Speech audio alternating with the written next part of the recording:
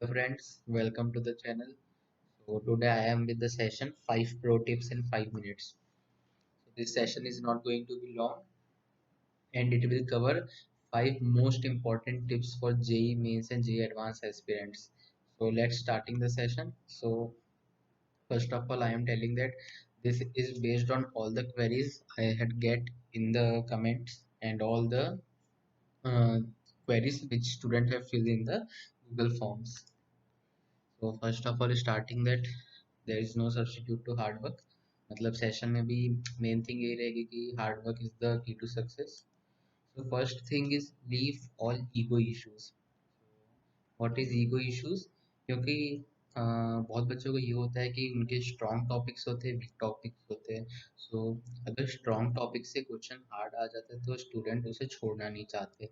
because they have a ego attached with that question कि ये question हमारे strong topic से सो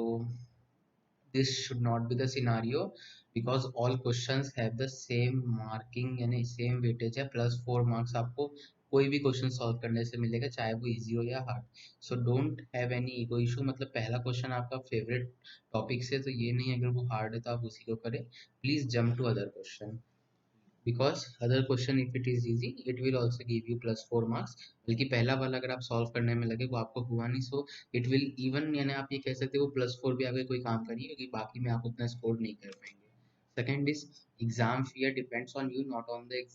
एग्जाम फियर असलियत में होता क्या है बहुत बच्चों ने क्वेरी में ये लिखा कि exam fear so exam fear I also felt कभी कभी मेरे को भी होता है सो इट्स ये कोई वो नहीं होता है कि एग्जाम से डर लगता है ये सिर्फ एक स्ट्रेस होता है कि आपने प्रिपरेशन नहीं की है ठीक से योर माइंड रिमाइंड्स आपको वो माइंड का रिमाइंडर आता है कि your preparation is not good उसके कारण आपको डर लगता है so that's only the exam fear so exam fear मिटाने के लिए बस आपको ये करना है कि अपना यानी खुद के बेस्ट तक की पढ़ाई करनी है कि आप सेटिस्फाइड हो कि yes I had studied my best अगर you will feel this point मतलब आप अगर इस पॉइंट को यानी सही में अप्लाई करते हैं then you will have no exam fear is nothing it's all stress about lack of preparation तो अगर आप प्रिपरेशन अपने यानी सेटिस्फेक्शन फैक्टर तक कर लेते तो there is no exam fear attached with you coming to third is conquer NCERT मैं हमेशा ही कह रहा हूँ सारी वीडियोस में NCERT is the best book बहुत बच्चे एनसीईआरटी छोड़ के बाकी बुक्स करते हैं so it's not a good thing NCERT is the best book available for mains exam particularly for chemistry and physics mathematics के लिए एनसीईआरटी के अलावा आपको और बुक्स प्रैक्टिस करना बहुत ज़रूरी है but it's not like that कि आप एनसीईआरटी छोड़ के बाकी बुक्स करें तो please please focus only on NCERT ये भी नहीं कहूंगा कि सिर्फ ओनली ऑन एनसीईआरटी पे फोकस करना है आपको बस क्या करना है NCERT should be your the main point उसके अलावा भी आपको बस बुक्स फॉर अ प्रैक्टिस करनी है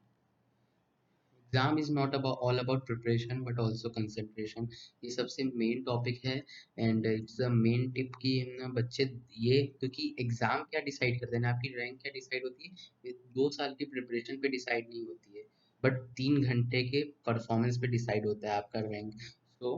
3 घंटे आप कंसंट्रेटेड है that will decide the rank not the hard work you had done in the 2 year तो होता क्या है हार्ड वर्क करने से ही आपका कंसंट्रेशन बढ़ता है you will get feel that you are attached towards studies your mind will be attached towards studies so ज़्यादा कंसंट्रेशन के लिए थोड़ा सा हार्ड वर्क ज़रूरी है एंड यस कि ऐसा भी ना हो कि आप रिलैक्स नहीं करेंगे सो पेपर के कुछ दिनों पहले से रिलैक्स करना बहुत ज़रूरी होता है वरना माइंड कंसंट्रेट नहीं कर पाता है सो ये चीज़ याद रखना है कि your whole preparation is decided on the performance in the mere time of 3 hours 3 घंटे 2 साल की प्रिपरेशन के लिए वो एक बहुत छोटा सा समय है सो कंसंट्रेशन बहुत ज़्यादा इंपॉर्टेंट है कि आप वो 3 घंटे कंसंट्रेटेड रहे और पूरा पेपर पे फोकस करें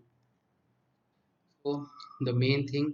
time has come to set up the body clock so अगर आपको एग्जाम के बाद अटेंटिव रहना है सो इट्स मोस्ट इम्पॉर्टेंट कि आप पीक आवर्स मतलब 9 से 12 सुबह के और 2 से 5 दिन के इस समय आपकी पढ़ाई का जो हो ये आपका पीक आवर हो सो टुडे ऑनवर्ड्स ये 2 स्लॉट्स में आप या तो मॉक टेस्ट दीजिए या तो हाई